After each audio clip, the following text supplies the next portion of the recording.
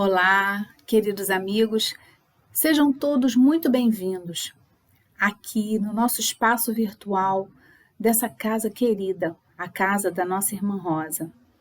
Eu me chamo Simone Barros, sou tarefeira da casa, e aqueles que estão chegando pela primeira vez, recebam as nossas boas-vindas. Nesse mês de junho, as nossas palestras têm o tema central a serviço do Cristo. E na oportunidade de hoje, nós vamos ouvir a nossa companheira Ana Paula. Ela falará para nós sobre o capítulo 26 do livro Páginas de Espiritismo Cristão, de Rodolfo Caligares, com o título Inspiremo-nos no Evangelho. Mas antes de passarmos a palavra para a nossa querida Ana Paula, faremos a nossa leitura inicial e a nossa prece de harmonização. A leitura de hoje está no livro Páginas de Fé, no capítulo 5, que se intitula Segue Servindo. É uma mensagem trazida por Alta de Souza. E ela nos diz: segue servindo. Aceita o chão de pedras em que pises, e sob o teu pesar, sofrendo embora, sê a força de fé para quem chora, nas privações de múltiplos matizes. Segue servindo ao bem, estrada fora, sem exibir as próprias cicatrizes. Ouve a mágoa dos grandes infelizes, que lhes parece noite sem aurora. Fita os irmãos nas trilhas que receias, e ante o quadro das lágrimas alheias, eis que o teu pranto, enfim, desaparece. Compreenderás então, no fel de prova, o recurso do céu, que te renova nas bênçãos de Jesus, que não te esquece. Alta de Souza. Oremos.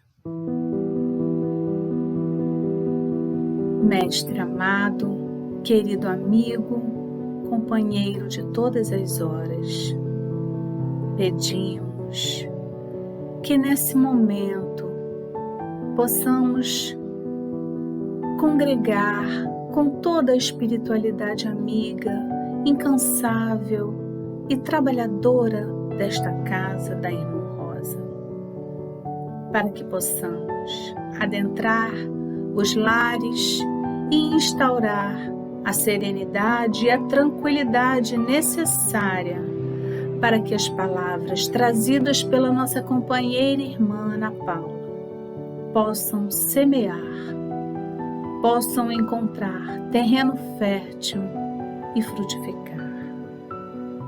Por isso pedimos que nos intua e nos inspire, que acalme os nossos corações e serene as nossas mentes, para que possamos estar em comunhão neste momento. Fica conosco, querido amigo, hoje e sempre. Que assim seja, graças a Deus. Passamos então a palavra à nossa companheira Ana Paula. Olá, queridos amigos. É muito bom estarmos aqui reunidos novamente, em nome de Jesus. Que possamos sentir a paz de Jesus em nossos corações e em cada lar aqui representado. E hoje nós vamos conversar mais uma vez sobre o livro O Evangelho segundo o Espiritismo, com o tema Inspiremo-nos no Evangelho. Vamos começar a nossa conversa trazendo aqui inicialmente o capítulo introdutório do Evangelho segundo o Espiritismo, que é um capítulo pouco explorado e riquíssimo, muito importante para nós. Ali traz o pensamento de Kardec, a metodologia de Kardec, as inspirações anteriores ao Evangelho. Então vamos falar um pouquinho sobre isso e logo em seguida traremos 3 passagens do Evangelho para a gente se inspirar, né? Para a gente tentar seguir o exemplo de Jesus, a forma de Jesus pensar, agir e sentir.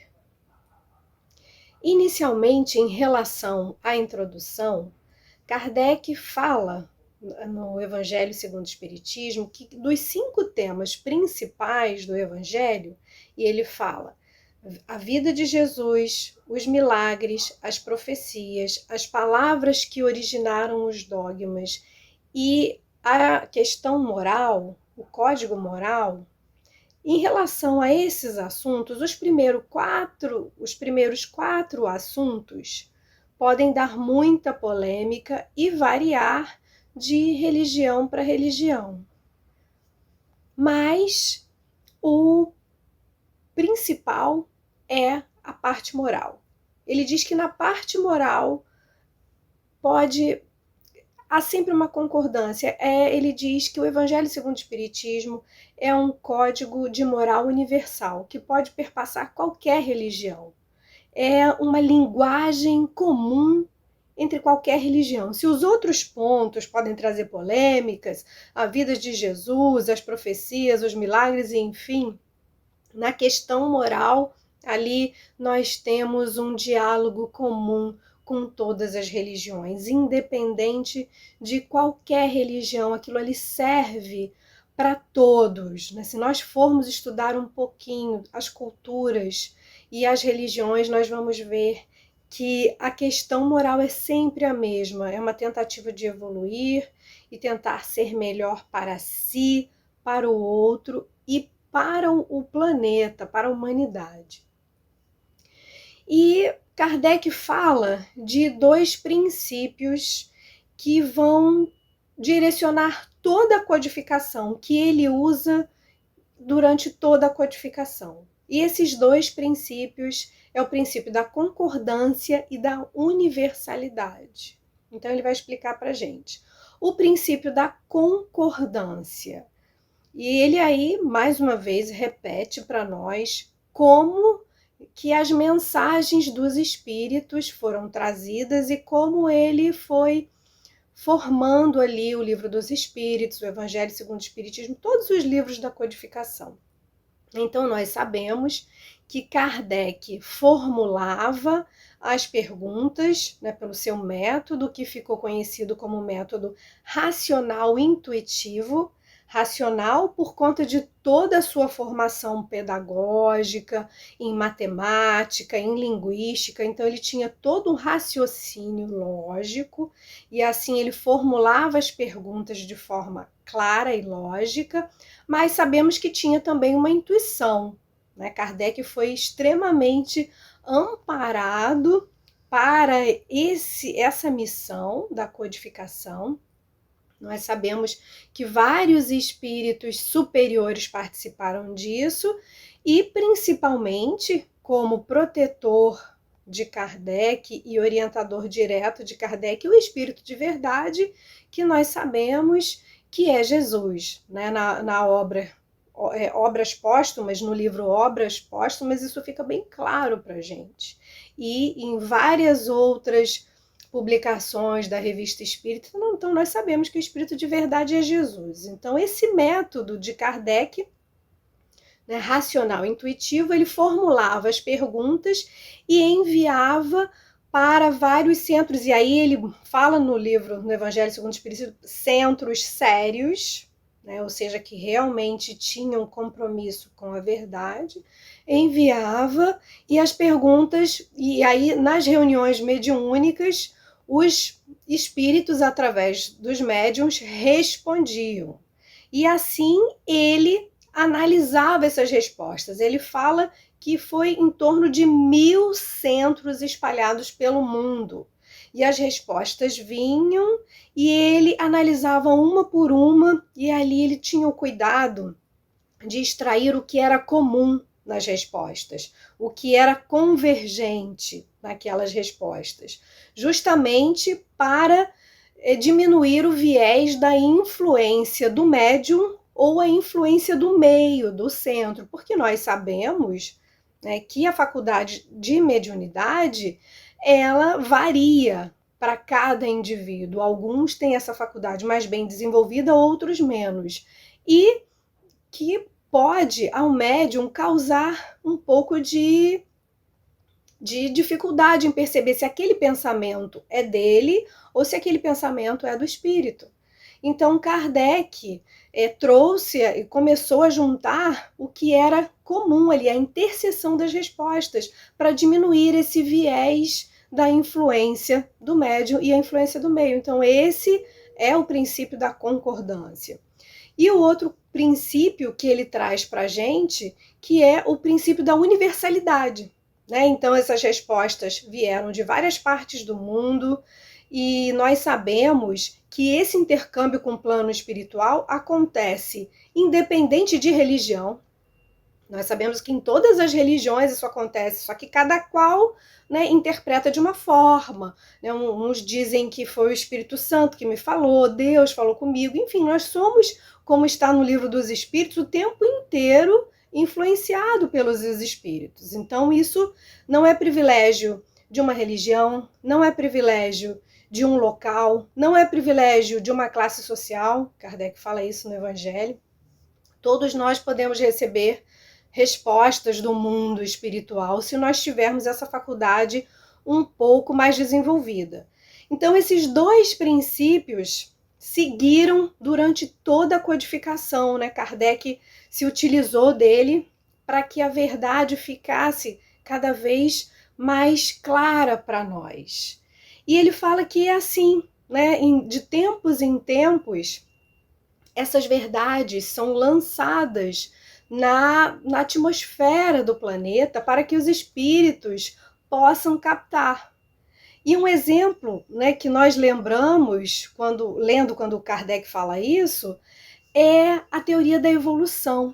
Muito interessante, se nós formos lembrar, né, a teoria da evolução, Darwin estava estudando secretamente na teoria da evolução por volta de 20 anos, né, viajando, foi para as Ilhas Galápagos, captou ali espécies, analisou as espécies. Então ele estava ali fazendo o raciocínio dele em segredo sozinho.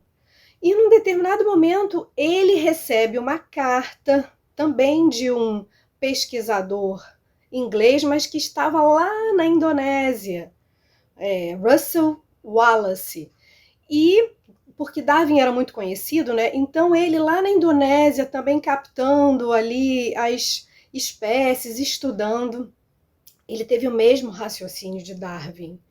E eles não se conheciam. Então ele mandou uma carta para Darwin para ver o que Darwin achava do pensamento dele. E quando Darwin leu, falou assim, meu Deus do céu, é a minha teoria. Né? Então, e aí tem a polêmica, né, de quem foi que publicou, enfim, mas assim, isso é para trazer um exemplo do que Kardec nos fala, que ao longo da humanidade, essas mensagens, quando a humanidade já está pronta do ponto de vista intelectual, já está receptiva, né, do ponto de vista intelectual e moral, essas mensagens chegam como que Jung chamaria no inconsciente coletivo. E essa sincronicidade, né, de mais ou menos ao mesmo tempo, para que nós possamos receber essas verdades. Então a codificação ela foi toda feita com muito cuidado, com muito esmero, com muita dedicação e muito amor. E assim, trazendo essa introdução, então nós vamos agora entrar em 3 passagens do Evangelho para a gente se inspirar. Vamos trazer, primeiramente, uma passagem muito conhecida de nós, que é a do Bom Samaritano. Essa passagem está no capítulo 15 do Evangelho, fora da caridade não há salvação.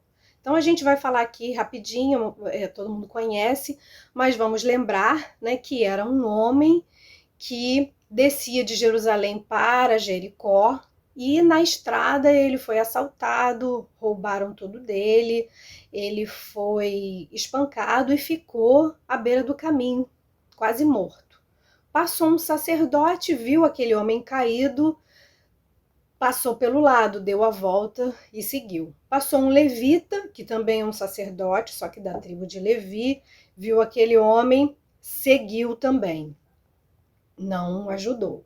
Passou um samaritano, viu aquele homem caído, foi lá, cuidou das feridas daquele homem com vinho, com óleo, que era o que se fazia na época, colocou esse homem no animal dele, levou até uma estalagem mais próxima. Chegando lá, ele falou: olha, cuide desse homem e tudo que ele precisar, dê para ele, que quando eu retornar, eu pago o resto que precisar. Ele deixou 2 denários lá, que correspondia ao salário de um trabalhador rural, um dia na lavoura.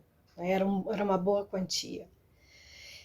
E a importância de perceber que o samaritano ajudou esse homem, porque nesse momento, né, na época em que Jesus esteve aqui conosco, encarnado, samaritanos e judeus não se falavam, havia dissidências religiosas, desde que houve, né, a divisão, quando as 12 tribos brigaram e aí se separaram, samaritanos e judeus não se falavam, havia uma intolerância religiosa, e eles se reconheciam pelas vestimentas. Então o samaritano sabia que ele estava ajudando ali um judeu caído. E assim mesmo, ele não pensou nisso e ajudou aquele homem. E essa passagem é trazida, Jesus conta essa parábola do bom samaritano, porque um fariseu pergunta para ele: quem é o meu próximo? Então aqui nós estamos refletindo em quem é o nosso próximo. E Jesus fala para a gente que o nosso próximo é aquele que precisa de nós. Independente de religião, independente de classe social, independente de ser da nossa família ou não, é aquele que precisa de nós naquele momento. Kardec vai falar para a gente nesse capítulo que a caridade é a virtude por excelência. A caridade e a humildade são as 2 virtudes que vão ali combater o egoísmo e o orgulho. Então, Kardec fala que é a virtude mais importante porque ela engloba todas as outras virtudes: a indulgência, a benevolência, o perdão, a doçura. Ela é a virtude por excelência. É aquela que nós devemos desenvolver para combater o egoísmo e combater o orgulho. E Kardec fala numa coisa muito interessante, que ele fala de um orgulho coletivo e de um egoísmo coletivo. Porque muitas vezes nós não identificamos, porque às vezes nos consideramos caridosos, mas só com os nossos. Cuidamos dos nossos familiares, cuidamos dos nossos amigos, cuidamos do nosso bairro, né, das pessoas que convivem ali no nosso bairro. Mas será que nós nos importamos da mesma maneira com aqueles que são de outras religiões, aqueles que são de outras classes sociais? Então Kardec chama atenção para isso. Será que nós nos percebemos ainda em pequenos clãs, ou nós já nos sentimos como se fôssemos cidadãos do mundo?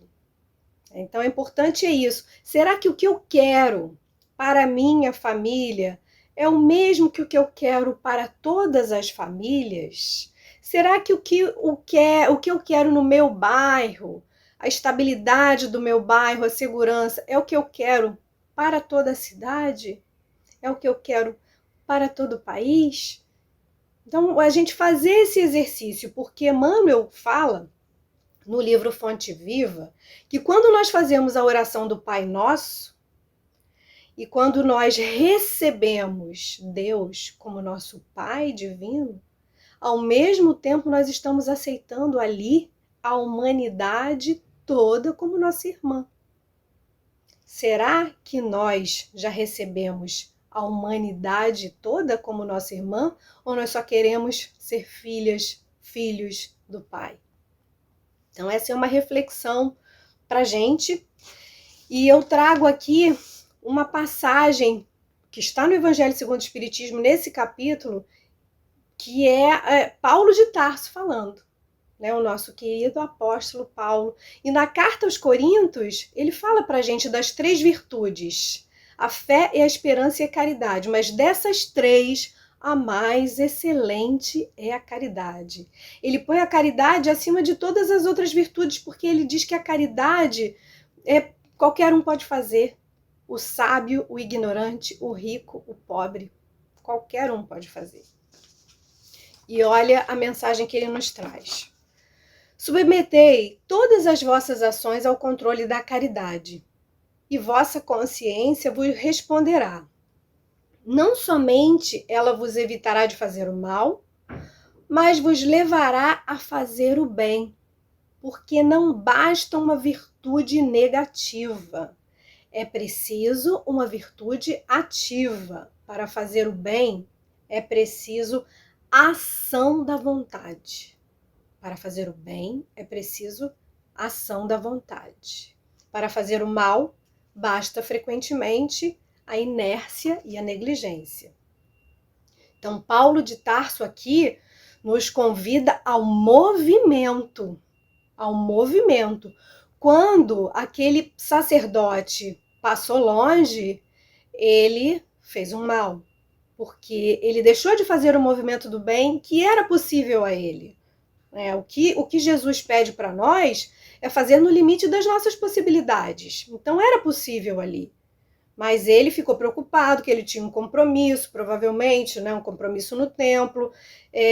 Também tinha a cultura deles de se encostar numa pessoa doente ou numa pessoa morta, eles se tornavam impuros.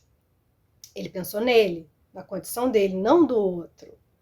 Então nós precisamos ser ativos no bem. E o próprio Paulo vai falar isso na carta aos Romanos. Ele fala: o bem que eu quereria, eu não faço, mas o mal que eu não quero, eu faço. Então precisamos combater essa inércia, que é a negligência, e perceber a todos como nossos irmãos. Vamos seguir para a segunda passagem, que é o capítulo 10, Bem-aventurados os misericordiosos, uma passagem também muito conhecida, que é a mulher adúltera. É importante nós que conhecemos as passagens do Evangelho percebermos se já a levamos para o coração, porque saber na mente é bom, é um princípio, mas quando a gente leva para o coração, quando a gente sente, é que a gente já consegue pensar em Jesus, em tentar agir como Jesus agia. É essa a importância, porque às vezes a gente fala: essa eu conheço, eu já sei, mas será que eu já trouxe para o coração? Será que eu já consigo agir dessa maneira? Então vamos trazer aqui a passagem da mulher adúltera, né, que Jesus está no templo, e os fariseus e os escribas trazem uma mulher para ele que foi considerada adúltera, foi encontrada adulterando, assim está no Evangelho. E conforme a lei de Moisés, as mulheres em adultério deveriam sofrer a pena de morte por apedrejamento. Então eles trazem essa mulher para confrontar Jesus, que só falava de amor, de perdão. E agora? Né? Vai contra a lei de Moisés. E Jesus, o que faz de forma tão branda, de forma tão excelente? Jesus se abaixa, começa a escrever na areia e fala: aquele que estiver sem pecado, que atire a primeira pedra. E assim contam os evangelistas, no caso João, que os homens foram saindo um por um, principalmente dos mais velhos aos mais novos, até que ficou Jesus e a mulher considerada adúltera.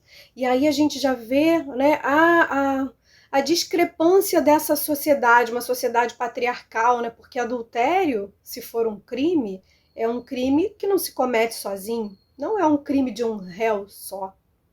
Onde estava o outro réu, né? E Jesus olha para a mulher e fala: mulher, quem te julgou?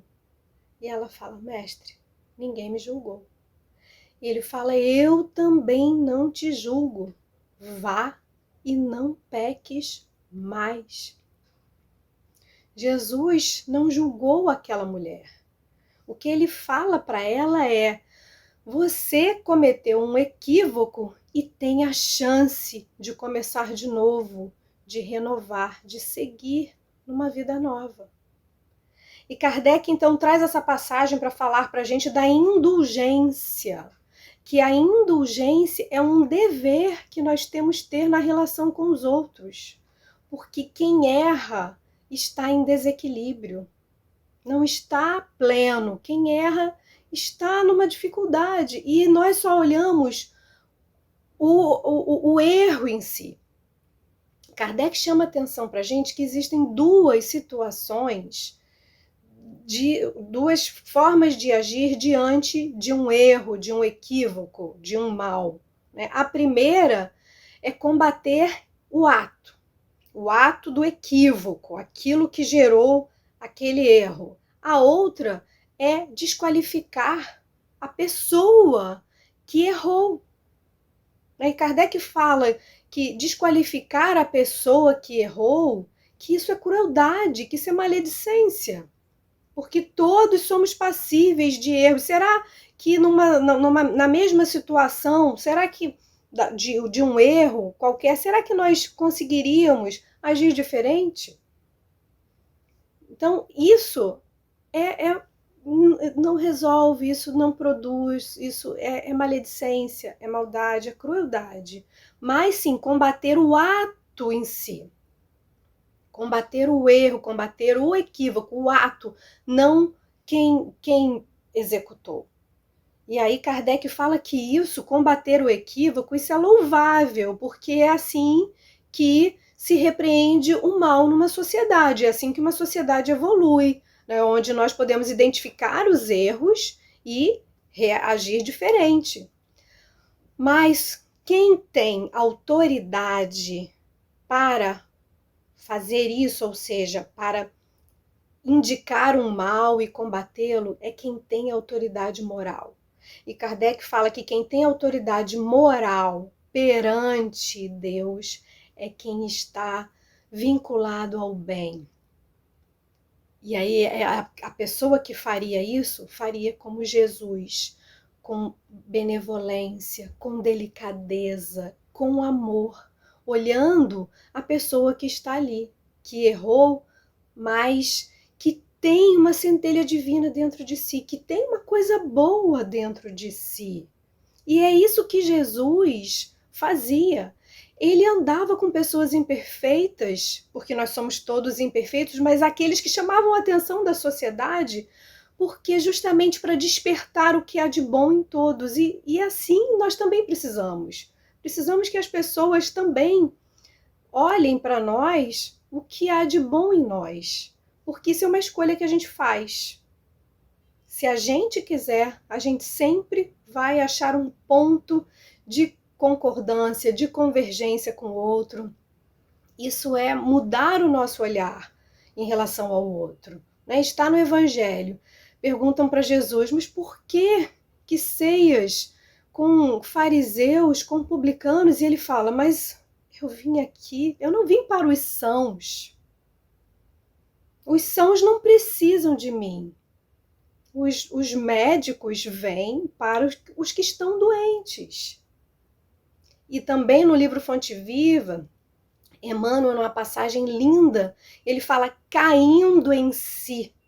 Então ele dá o exemplo de Maria de Magdala, que viveu uma vida de angústia, de busca, tinha um vazio interior. Então, num dado momento, ela cai em si e percebe e se nutre pelo amor de Jesus.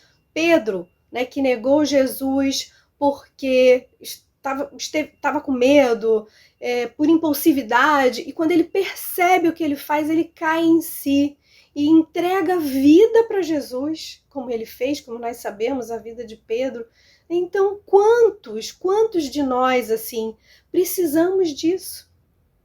Então, o outro, no momento dele, ele vai cair em si. Não nos cabe julgar o outro. Não nos cabe julgar o outro. No momento dele, ele vai cair em si, porque o bem e o amor está dentro dele, porque nós temos a nossa consciência é o reflexo de Deus em nós. São as leis de Deus em nós, os Espíritos nos dizem. Então, no momento certo, então, nos cabe não julgar e acolher, porque assim também queremos que façam conosco. E vamos, então, à passagem final, para a gente se inspirar no nosso dia a dia. A passagem final que trazemos aqui, para a gente se inspirar, é a passagem a caminho de Emaús. Essa passagem acontece após a crucificação. 2 discípulos de Jesus, após a crucificação, ficaram muito perturbados, muito perdidos e decidiram deixar Jerusalém. E deixando Jerusalém, então, eles seguem para Emaús, que era uma aldeia próxima, uma aldeia mais ou menos 60 estádios de Jerusalém, mais ou menos 12 quilômetros de Jerusalém. Eles seguem andando e vão pelo caminho assim muito atribulados, muito perturbados, falando: meu Deus, o que aconteceu? Como é que fizeram isso com o Nazareno, aquele que ia salvar o povo de Israel? Foi crucificado, foi julgado pelas autoridades, foi julgado pelos sacerdotes e foi crucificado, e agora ele ia salvar o povo de Israel, estava nas Escrituras, e segue um peregrino caminhando com eles, que eles não haviam percebido. E o peregrino então pergunta para eles: mas do que vocês estão falando? E Cleófas, um dos discípulos, ele olha para o peregrino e fala: mas não é possível, tu és o único peregrino dessa região aqui que não sabe o que está acontecendo. Acaso não sabes que Jesus, o Nazareno, aquele que viria salvar o povo de Israel, que fez milagres, que tinha a palavra, ele foi crucificado, ele foi julgado, ele foi crucificado, e agora o que será de nós, o que será do povo de Israel? E aí o peregrino fala assim: mas vocês são muito tolos e são muito parvos. Vocês não percebem que isso estava nas Escrituras, que era assim que deveria acontecer? E os discípulos não entenderam muito bem, mas seguiram o caminho até que chegaram a uma estalagem. O dia estava caindo e eles convidam então o peregrino a ficar com eles na estalagem. Fique conosco, venha cear conosco, o dia está caindo, vai seguir estrada à noite, fique conosco. E o peregrino aceitou o convite. Então eles entram, sentam e vão comer.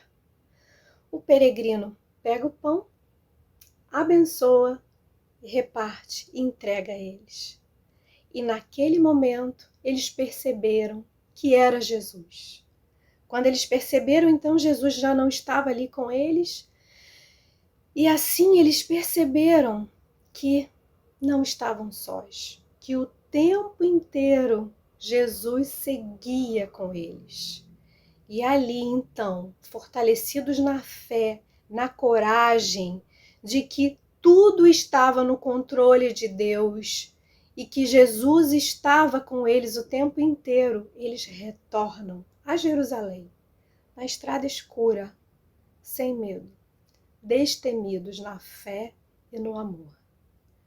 E assim finalizamos trazendo essa inspiração para que nós não nos esqueçamos que Jesus sempre está conosco, em todos os momentos.